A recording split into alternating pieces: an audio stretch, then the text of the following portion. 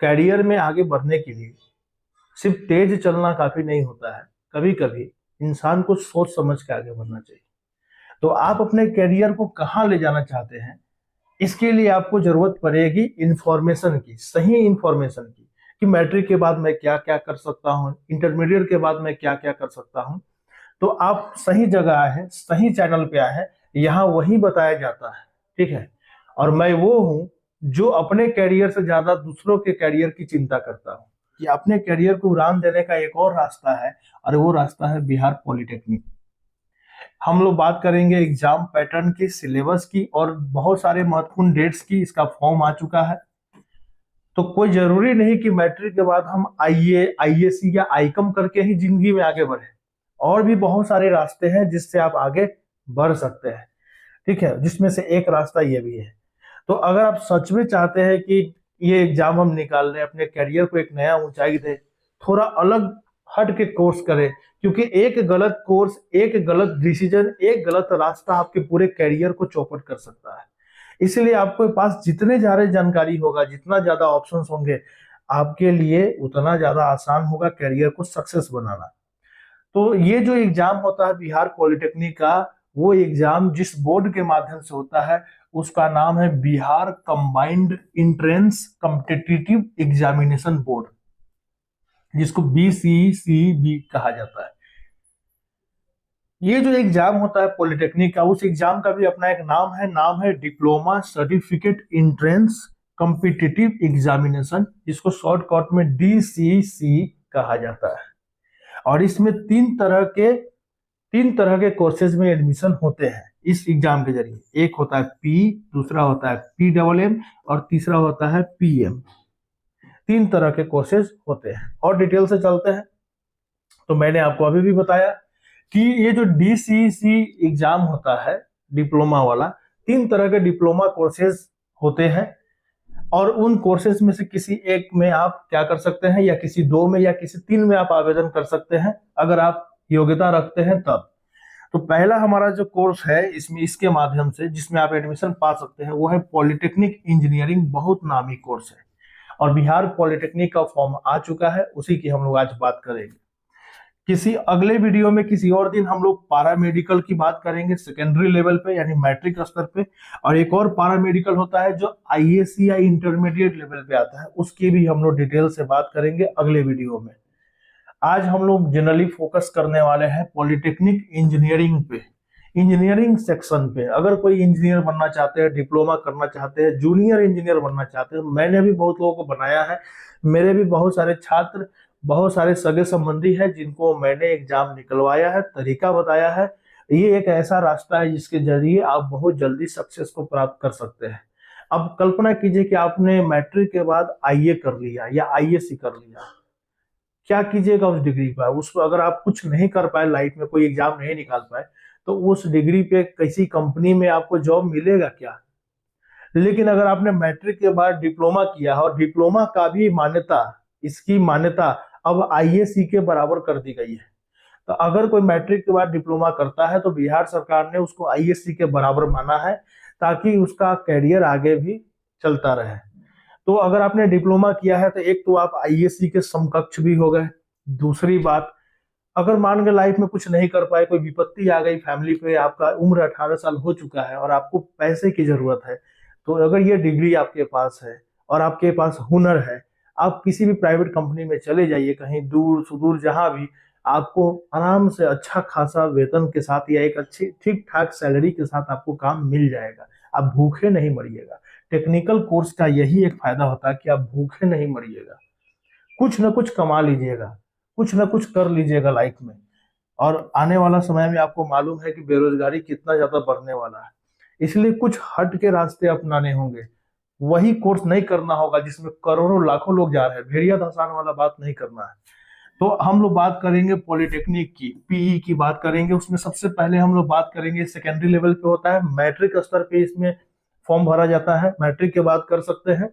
और exam pattern की बात करें तो इसमें तीन तरह के ही सब्जेक्ट, मात्र तीन तरह के सब्जेक्ट से क्वेश्चन आते हैं।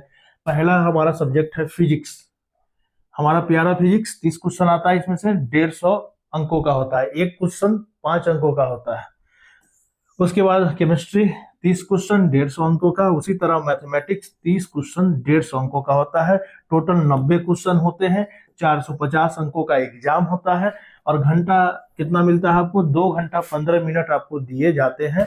2 घंटा में आपको 90 क्वेश्चन उड़ाना है। 2 घंटा का मतलब होता है 120 मिनट, और ये 15 मिनट पकड़ ले तो 135 मिनट। क्वेश्चन कितना है? 90 है। यानी एक क्वेश्चन पर 1 मिनट से ज्यादा समय आपको दिया जा रहा है। बहुत ही अच्छी बात है, आप इसमें आगे बढ़ सकते हैं। और आगे बढ़ते हैं, सिलेबस ऑफ फिजिक्स की बात करते हैं कि सर ठीक है, अब तो जज गया, अब लग रहा है कि मैं जूनियर इंजीनियर बनूंगा, मुझे इसमें करियर आगे बढ़ाना है, मुझे आगे बढ़ना है। अब फटाक से बताइए करना क्या होगा? तो करना क्या होगा कि सिलेबस को समझना होगा। पैटर्न समझ गए, सिलेबस समझिए क्या क्या पढ़ना होगा। और सिलेबस बाबू ऐसा है कि मैट्रिक में जो आप पढ़े हैं, कोई जरूरी नहीं कि उसी से क्वेश्चन आए। सिलेबस थोड़ा इसका है स्टैंडर्ड, थोड़ा लेवल अच्छा है। सिलेबस जो है इसका आपका मैट्रिक और 11-12 को छूता है, यानी मैट्रिक से लेकर 12 तक के चैप्टर्स चुन चुन के क्वेश्चन आते हैं। अब सवाल है कि सर इंटरमीडिएट तो हम पढ़े नहीं है। ठीक है, आप नहीं पढ़े हैं, टॉपिक तो वही रहेगा, लेकिन जो क्वेश्चन का लेवल रहेगा वो मैट्रिक लेवल का रहेगा, क्योंकि कुछ चैप्टर्स जो है वो मैट्रिक और 12 दोनों में कॉमन है, और कुछ एक्स्ट्रा चैप्टर्स है जो आपको पढ़ने होंगे। तो सबसे पहले देखते हैं फंडामेंटल की बात करते हैं फिजिक्स में। फंडामेंटल यानी बेसिक कंसेप्ट से क्वेश्चन आएंगे। जैसे मात्रक और बीमा तो आप लोग 9th क्लास में पढ़े ही होंगे, और कैसा पढ़ाई करते हैं तो हम लोग भी जानते हैं बहुत अच्छे से। स्कूल और कोचिंग में बच्चा जाता है, कॉपी भरता है, मास्टर साहब खुश, बच्चा भी खुश, क्योंकि सर जी सब लिखा दिए हैं। वो जो ज्ञान है वो कॉपी में है, अब उस ज्ञान को आपको दिमाग में डालना है। मात्रक और बीमा, और मैं भी इस चैनल पे बहुत जल्द पॉलिटेक्निक, आईटीआई, पैरामेडिकल से रिलेटेड एक कोर्स लॉन्च करूंगा, एकदम फ्री होगा, आपको उसमें पढ़ाई करना है। तो मात्रक और बीमा जो कि 9th क्लास में पढ़ना था, पैमाने और मापन जो कि 9th क्लास में पढ़ना था, सदिश और अदिश 9th में भी पढ़ना है, और ये तीनों के तीनों चैप्टर क्लास 11th में भी पढ़ने हैं और 9th में भी पढ़ने हैं। ठीक है, तो बहुत डिटेल से मैं बात करूंगा। 9वां से लेके 12वीं तक का लेवल मैं आपको दूंगा इसकी तैयारी कराते समय। फिर आते हैं मैकेनिक्स। गति और विराम से संबंधित जो चैप्टर होता है उसको मैकेनिक्स कहते हैं। तो सरल रेखीय गति 9th और 11th में पढ़ना था, गति के नियम 9th और 11th में पढ़ना है, गुरुत्वाकर्षण के अंतर्गत गति यानी मोशन अंडर ग्रेविटी, ये भी 9th और 11th में पढ़ना है। प्रोजेक्टाइल मोशन हो सकता है 9th में आप नहीं पढ़े होंगे, 11th का चैप्टर है। घर्षण, दोलन और तरंगे, वृत्तीय गति और सरल आवर्त गति, ये कुछ नए नए चैप्टर है। घर्षण तो थोड़ा बहुत पढ़े भी होंगे, कुछ नए नए चैप्टर्स है जो आप नहीं पढ़े होंगे, फिर भी मैं इसकी जानकारी आपको दूंगा आगे कोर्स जो मैं लॉन्च करूंगा। तो अन्य महत्वपूर्ण विषय की बात करें, गुरुत्वाकर्षण की अगर हम बात करें तो गुरुत्वाकर्षण है, घूर्णी गति, जड़त्वाघूर्ण, तरल पदार्थ, ऊष्मा, प्रकाशिकी, आप 10th क्लास में पढ़े हैं, 12 में भी पढ़ना है। स्थिर वैद्युत की, धारा विद्युत और चुंबकत्व 10th में भी पढ़े हैं और 12 में भी पढ़ना है। सब मैं बताते जा रहा हूँ कहाँ कैसा कैसा सिलेबस है। अब आते हैं केमिस्ट्री की बात करें तो फंडामेंटल कंसेप्ट की बात करें तो पदार्थ की अवस्थाएं, ठोस, द्रव, गैस, प्लाज्मा, यही सब। मिश्रण और संयुग्म में क्या होता है, मिश्रण और कंपाउंड। उसके बाद परमाणु संरचना, रासायनिक बंधन, रासायनिक संकेतन, ये सब कुछ बेसिक कंसेप्ट है जो 9th से लेके 12 तक पढ़ने हैं। 9th में भी पढ़ने हैं, 11th में भी, 9th 10th में भी और 11 12 में भी पढ़ने हैं। ये सब आप पढ़े ही होंगे, नहीं पढ़े हैं तो जब मैं कोर्स जब लॉन्च करूंगा तब आप देखिएगा। रासायनिक मात्रा शास्त्र की बोलते हैं, मात्रा शास्त्र में मूल कंसेप्ट, रासायनिक समीकरण और रासायनिक गणनाएं, ये वाला चैप्टर आपने 10th में जरूर पढ़ा होगा। अगर हम बात करें अपरिवर्तनशीलता के नियम की, तो जैसे द्रव्यमान के संरक्षण का नियम, ऊर्जा के संरक्षण का नियम, सब केमिस्ट्री की बात कर रहे हैं। अम्ल, क्षार और लवण, ये आप 10th में पढ़े होंगे, इससे भी आएगा। पीएच वैल्यू से भी क्वेश्चन पूछे जा सकते हैं। उसके बाद में जो है आवर्त सारणी तो आपने पढ़ा ही होगा, 9th और 10th में भी, 11 12 में भी पढ़ना है। आवर्त सारणी का विकास कैसे हुआ, जैसे मेंडलीव का आवर्त सारणी हो, इस टाइप का आधुनिक आवर्त सारणी हो, यहाँ से ये सब आपको पढ़ना है। विभिन्न वर्ग यानी अलग अलग जो ग्रुप है, ग्रुप नंबर 1 से लेकर ग्रुप नंबर 18 तक, इन सब के बारे में आपको पढ़ना है। रासायनिक अभिक्रियाओं के बारे में पढ़ना है, आप 10th क्लास में ऑलरेडी पढ़ चुके हैं, उसी को और अलग लेवल पे ले जाना है। फिर रासायनिक विश्लेषण से भी क्वेश्चन आएगा। तो ये तो था हमारा फिजिक्स और केमिस्ट्री का सिलेबस। चलिए 10th का सिलेबस देखते हैं। तो आपको क्वेश्चन आएगा बीज गणित से। बीज गणित में सेट थ्योरी आएगा, संबंध और फलन आएगा, रैखिक समीकरण आएगा। रैखिक समीकरण मतलब वही ax प्लस बी वाला जो आप पढ़े हुए हैं। द्विघात समीकरण भी आएगा, ठीक है। सम्मिश्र संख्याएं, अंक गणित और ज्यामितीय श्रेणियां, लॉगरिदम से भी क्वेश्चन आता है, लॉग से भी क्वेश्चन रहेगा, तो ये चीज ध्यान में रखिएगा। त्रिकोणमिति से भी क्वेश्चन आएंगे। त्रिकोणमिति तो आप पढ़े ही हैं, उससे रहेंगे। उसके बाद जो है क्वेश्चन आपका ज्यामिति से काफी अच्छा खासा रहेगा। इसमें त्रिभुज, चतुर्भुज, वृत्त, क्षेत्रफल और आयतन, निर्देशांक ज्यामिति, यानी क्षेत्रमिति को भी हमने इसी में ले लिया है। तो क्षेत्रमिति और ज्यामिति से भी क्वेश्चन रहेंगे और अनुप्रयोग गणित से भी रहेंगे, जैसे कि सांख्यिकी से भी क्वेश्चन रहेंगे, संभावना यानी प्रायिकता से भी क्वेश्चन रहेंगे। तो एक बार फिर से आते हैं, ये सभी क्वेश्चन मिलकर 90 क्वेश्चन आएंगे। 450 का एग्जाम होगा, 2 घंटा 15 मिनट समय आपको दिया जाएगा। तो सिलेबस आपने देख लिया, पैटर्न देख लिया। कुछ इंपॉर्टेंट बात मैं आपको बता देता हूँ। इंपॉर्टेंट डेट क्या है? रजिस्ट्रेशन स्टार्ट हो रहा है 12 अप्रैल से और रजिस्ट्रेशन का लास्ट डेट है 11 मई। ये जो समय होता है ना, ये अप्रैल से लेकर मई तक का समय बड़ा क्रूशियल समय होता है। इस दौरान बहुत सारे एग्जाम, जैसे अभी 11th में एडमिशन का फॉर्म आएगा, इसी में पॉलिटेक्निक का फॉर्म आएगा, अदर और भी जो बहुत तरह के एडमिशन वाले फॉर्म है, नीट, जेई मेन, इस सब टाइप के जो एग्जाम वगैरह, फॉर्म वगैरह सब इसी दौरान आते हैं, बोर्ड के एग्जाम के बाद। और इस दौरान बच्चे क्या करते हैं, बोर्ड का एग्जाम दे के मामा करने, फुआ करने, जीजा करने घूमने चल जाते हैं। घूमने नहीं जाना है, यही 2-3 महीना बड़ा इंपॉर्टेंट समय होता है, इसमें खूब पढ़ना है और अपने लेवल को अपग्रेड करके एग्जाम निकाल के कैरियर में आगे जाना है। एक बार कैरियर सेटल हो जाएगा तो मामा करने, फुआ करने जाने की जरूरत नहीं है, मामा फुआ जीजा खुद दौड़ के आएंगे मिठाई खिलाने। तो रजिस्ट्रेशन की बात करें तो 12 से शुरू होगा और 11 मई तक चलेगा। लास्ट डेट पेमेंट का है 14 मई तक। और अगर फॉर्म में कुछ गड़बड़ी हो गया है तो एडिटिंग करने का, यानी उसमें सुधार करने का समय है 16 मई से लेके 18 मई तक। आपका एडमिट कार्ड 13 जून को दे दिया जाएगा।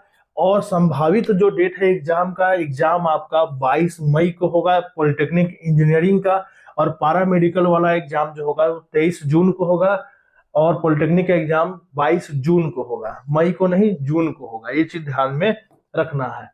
अच्छा, एप्लीकेशन फी की बात करें, पैसा की बात करते हैं, खर्चा पानी कितना लगेगा, तो जनरल हो या बीसी हो या ईबीसी हो, इन सब के लिए 750 रुपए है। और एससी एसटी या अगर कोई दिव्यांग है तो उनके लिए 480 रुपए लगेंगे एक कोर्स के लिए, ठीक है। अगर आप 2 कोर्स लेते हैं, 2 कोर्स में आवेदन करते हैं, जैसे किसी का मन हुआ कि नहीं हम PMM में भी आवेदन करें और PE में भी आवेदन करें, 2 कोर्स में अगर मैट्रिक लेवल पे आवेदन करना चाहते हैं तो 850 लगेगा। और जनरल एबीसी ओबीसी को 850 और एसटी एससी और दिव्यांग को 530। अगर 3 कोर्स चाहते हैं तो फिर उसका अलग फी लगेगा, ठीक है। तो और भी है यहाँ। तो अगर 3 कोर्सेज जाते हैं तो 3 में एडमिशन, तीनों में हम अप्लाई करें, जैसे आपने आईएससी किया हुआ है, बायोलॉजी से आईएससी है, आप चाहते हैं कि हम पी में भी आवेदन करें, आप चाहते हैं कि हम पीएम में भी आवेदन करें, और आप चाहते हैं कि PMM में भी आवेदन करें, तो आप कर सकते हैं। लेकिन उसके लिए अगर जनरल ईबीसी और ओबीसी है तो 950 रुपए, और एसटी एससी और दिव्यांग है तो 630 रुपए लगेंगे। और ये जो भी आपका पेमेंट होगा ऑनलाइन या चालान के थ्रू होगा। ऑनलाइन साइबर कैफे में जाइएगा फॉर्म भरने, वो साइबर कैफे वाला ही पेमेंट करा देगा। एज लिमिटेशन की बात करें तो इंजीनियरिंग में एडमिशन के लिए कोई मिनिमम एज लिमिटेशन नहीं है। 14-15 साल के भी है तो एडमिशन के लिए आप अप्लाई कर सकते हैं। पारा मेडिकल वाले के लिए 31 दिसंबर 2024 तक, 31 दिसंबर 2024 तक 15 से 30 साल के बीच का वो होना चाहिए। बहुत इंपॉर्टेंट बात, 30 से ज्यादा नहीं होना चाहिए, 15 से छोटा नहीं होना चाहिए, 15 से 30 होना चाहिए।